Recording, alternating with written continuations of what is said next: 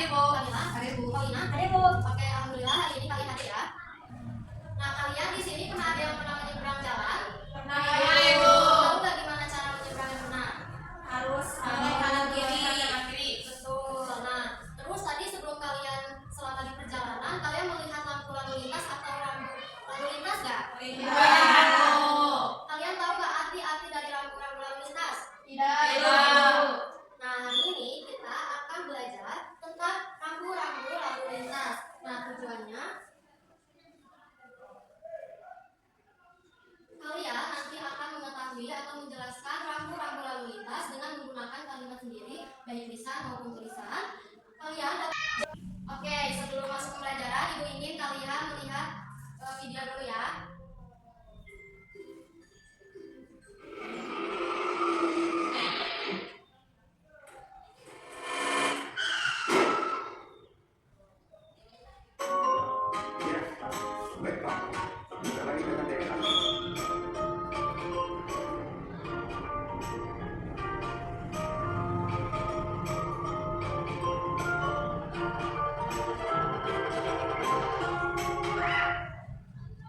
Nah, ini ya videonya tadi.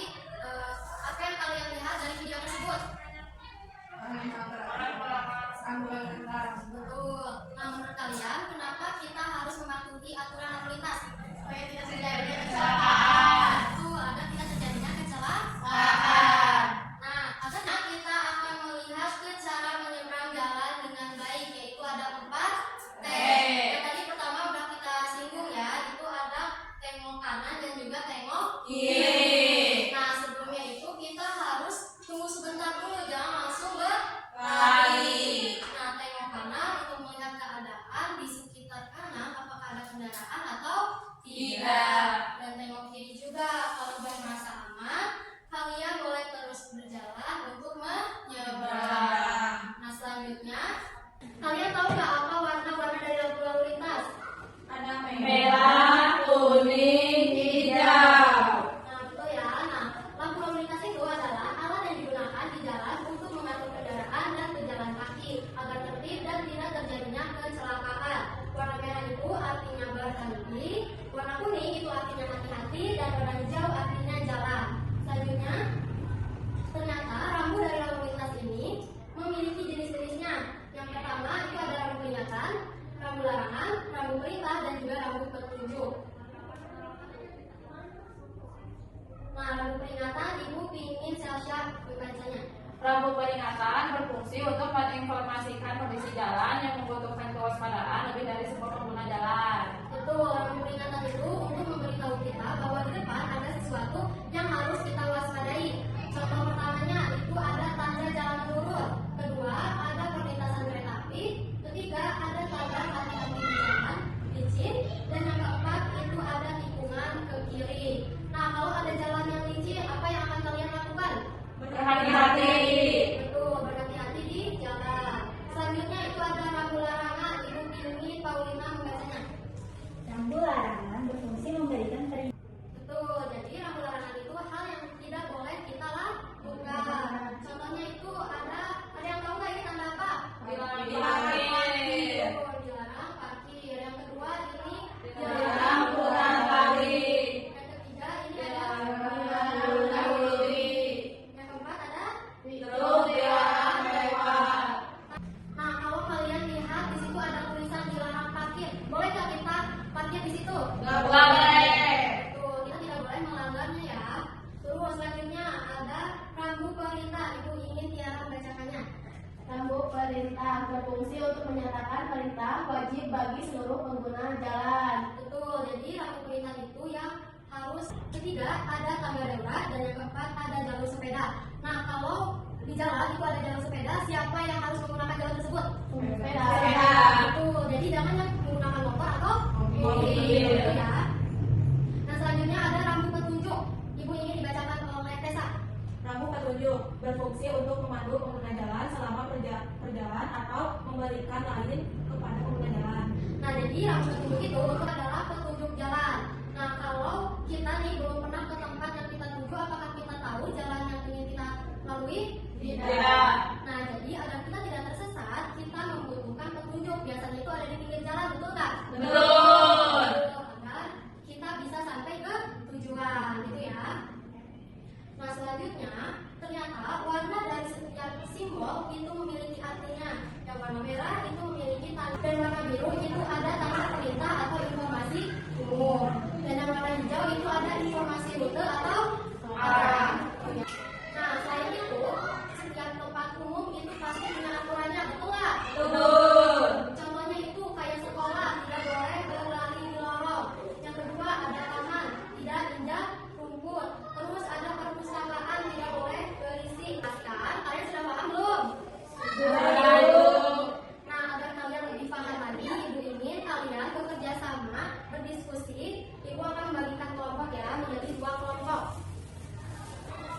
Ini untuk kelompok pertama 1, 2, 3, dan untuk kelompok 2 1, 2 ya. Ya, Bu. Ibu akan bagikan yang pakai dulu. Ibu akan menjelaskan terlebih dahulu ya. Jadi sebelum kalian mengerjakan, kalian harus melihat petunjuk terlebih dahulu. Di sini terdapat 4 misi. Misi pertama kalian mengisi nama ragu. Kedua, menuliskan nama ragu dan artinya. Ketiga, kalian melihat situasi dan kalian menurut kelompok kalian itu apa. Dengan keempat, kalian menjawab. Kalau ada yang tidak dipahami, boleh bertanya ya. Bagaimana anak-anak sudah mengerjakan tugasnya? Sudah, Ibu. Oke, kalau gitu Ibu ingin perwakilan ke depan untuk mempresentasikan. Saya, Ibu. Boleh, Desa. Bagaimana anak-anak sudah mengerjakan tugasnya? Sudah, Ibu. Oke, kalau gitu Ibu. Di sini saya akan mencoba mempresentasikan hasil pekerjaan saya. Di misi pertama itu gambar satunya tempat menyeberang, gambar keduanya tanda berhenti, gambar ketiganya tidak boleh masuk, gambar keempatnya lampu lalu lintas. Pertama, kelompok kami akan menyeberang di zebra cross dan melihat kanan kiri. Yang keduanya lampu lalu lintas berwarna merah. Kelompok kami akan berhenti dan menunggu lampu merah. Yang ketiganya ada lampu dilarang masuk. Kelompok kami akan tidak masuk dan tidak boleh masuk. Gambar keempat kartu kendaraan berjalan dan berhenti. Gambar terakhir jalan satu arah ke kanan. Oke, bagaimana kelompok lain? Jawaban kelompok 1 benar? Benar. Oke, terima kasih Desa. Tepuk tangan untuk Desa. Oke, kalau gitu sekarang Ibu ingin kalian bermain game. Yeay. Kita mulai ya main gamenya, siap? Siap.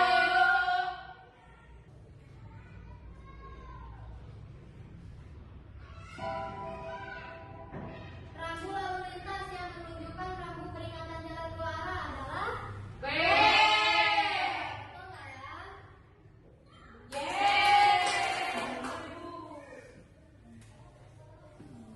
Masih dan peringatan. Jangan apa?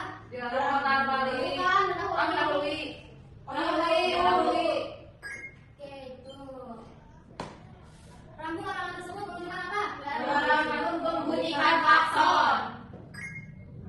Oke, itu.